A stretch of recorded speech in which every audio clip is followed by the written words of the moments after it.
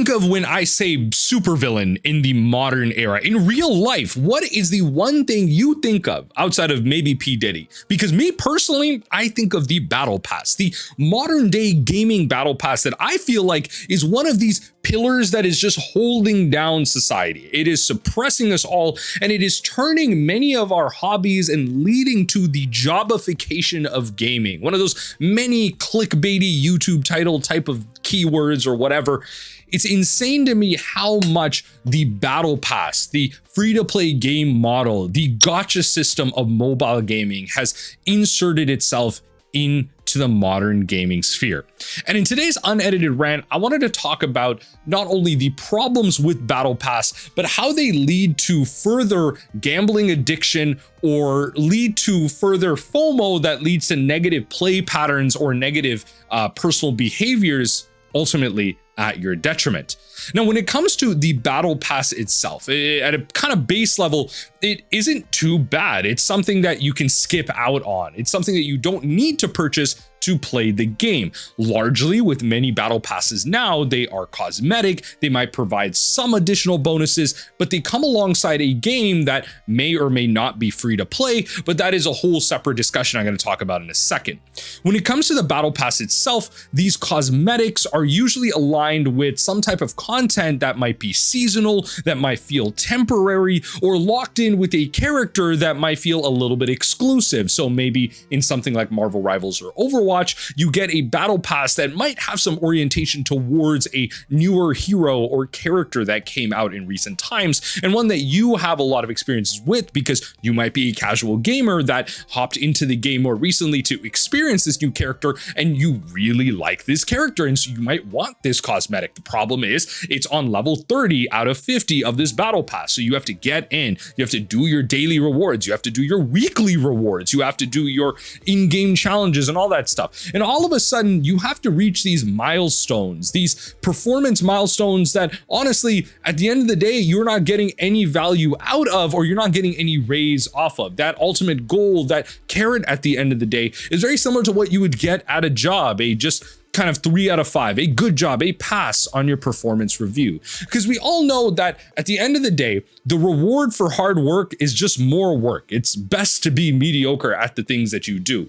Because even with our kind of gaming now, similar to the way that we work in our real lives and the way that our corporations and our bosses reward us, when we climb the ladder of certain gaming, it only leads to skill-based matchmaking and engagement-based matchmaking that makes it harder and harder and harder for us to quote unquote succeed, but keeps us in the loop. It puts that carrot in front of us to keep going. And that Battle Pass is a part of that, because you feel like you should be rewarded for the things that you're doing. You feel like you should get in other value. That whole sunk cost fallacy into it, where you feel like, yeah, you know what? I've put in a lot of time into this game. Let me try and get cosmetics for some of the characters I have because I really like them. But those cosmetics don't have value outside of this. And then when you don't have the time, evidently, to continue to grind out the whole Battle Pass, you have this whole fear of missing out situation where you're not able to complete all of the cosmetics, all of the extra content. You feel like you've wasted your money,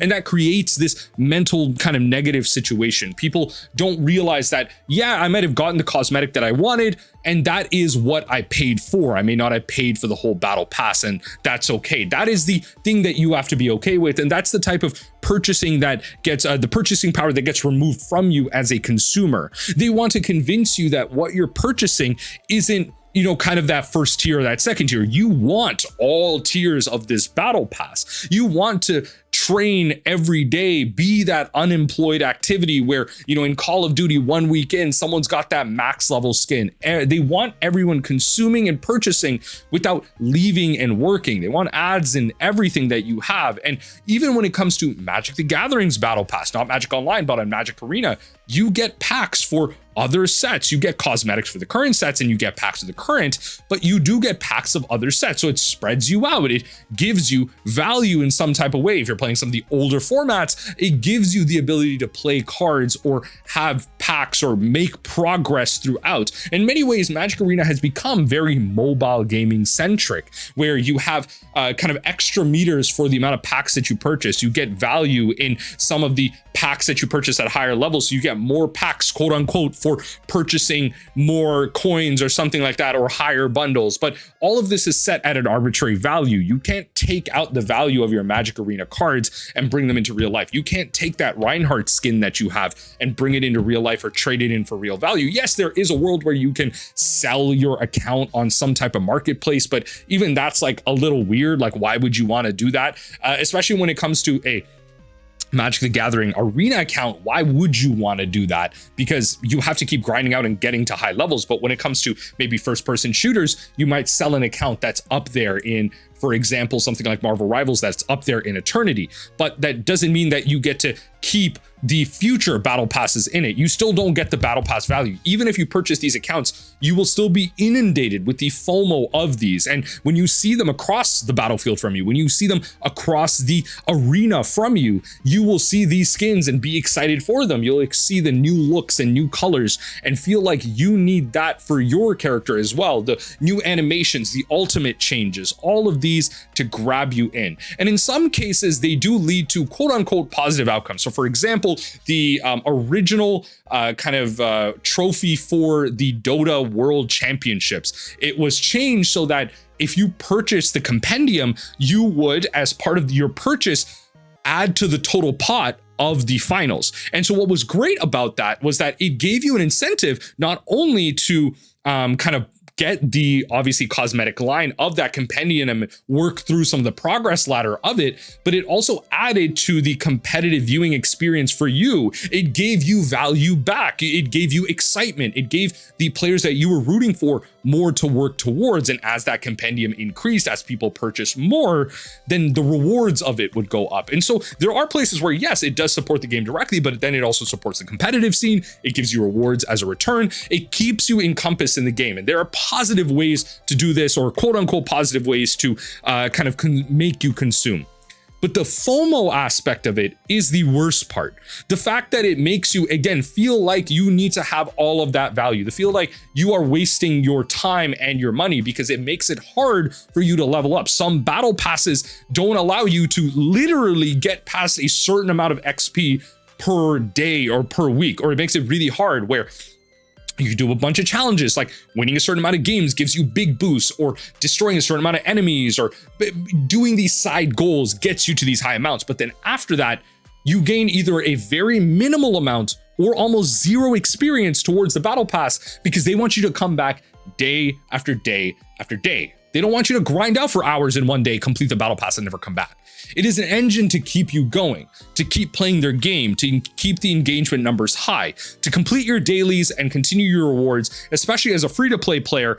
Adding something like a battle pass only adds to that stress, because especially when you can only have a certain amount of dailies in your screen at a time, especially when it comes to Magic Arena, you can only have 3 dailies in at a time. If you miss more than 3 days, you're losing value. You're not able to complete the requisite amount of dailies to keep up your free-to-play system, and you are losing out on those daily rewards, on that daily XP boost for your first couple of wins, and after that you only gain like 50, 25, very minimal amounts of XP towards your battle pass.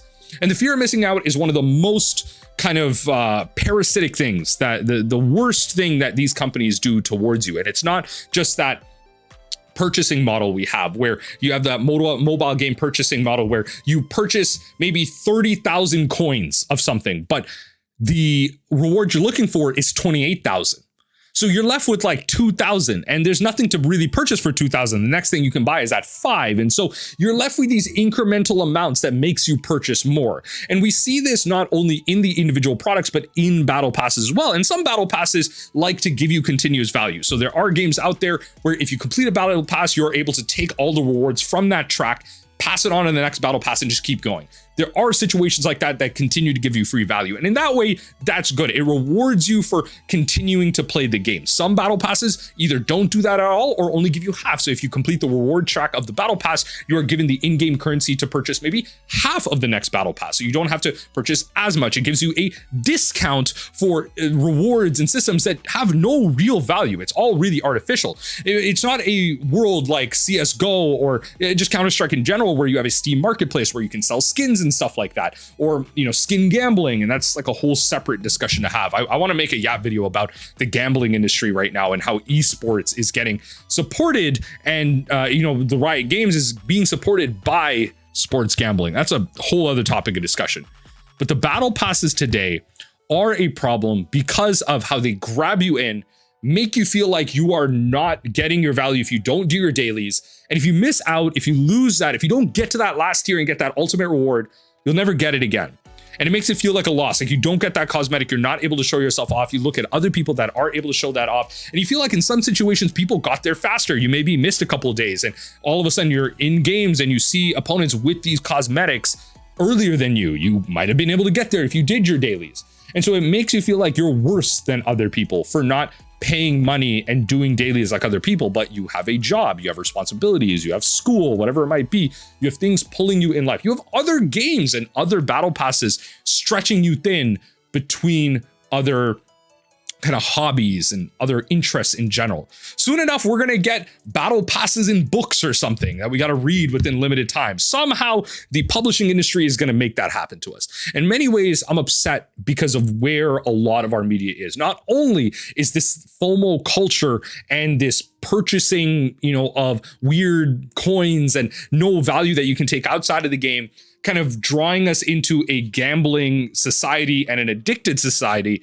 I feel like it's just making us lose our morale overall. It feels like we are all or nothing. We have to get into hobbies and do everything and not just enjoy for what it is at face value. When you get into something, you have to do it all. You have to do the whole battle pass. You have to learn the whole game. You have to learn all the tricks of the trade, or you're just not playing the game. And it's turning a lot of the casual experiences in games away from being casuals. It is rewarding the more invested players, but the way that it grabs the casuals is where it gets toxic. It changes the culture of gaming overall, and it changes the conversation around it. Let me know what you think in the comment section down below. That was my short little yap about battle passes in general. I really do feel like it is one of the bigger things holding us back. I think many creators have talked about this, and I just want to put my little yap out there about it. Battle passes in gaming and in Magic the Gathering have been leading us down a rabbit hole of negativity. I personally haven't purchased a battle pass in a while. I have purchased them in the past, but especially now as I spread myself out in gaming and experience more single player gaming, I have moved away from the whole battle pass thing. And even with the gambling part of it, the whole, you know, playing multiplayer and being addicted to multiplayer versus single player gaming is a whole other discussion as well. Let me know if you want to see me have these discussions and my takes on it. Today was a bit of a short one. I just wanted to kind of rant. It, I guess, didn't really lead anywhere. It was more of a thoughtful conversation. I want to hear your thoughts down below as to your experiences with battle passes. What was the worst battle pass that you experienced? What was the best battle pass that you had? And do you feel like there are ways that can, you know, companies can actually evolve battle passes where it works for them and for the consumer? Or is it just kind of going down the line of being pure, unadulterated greed?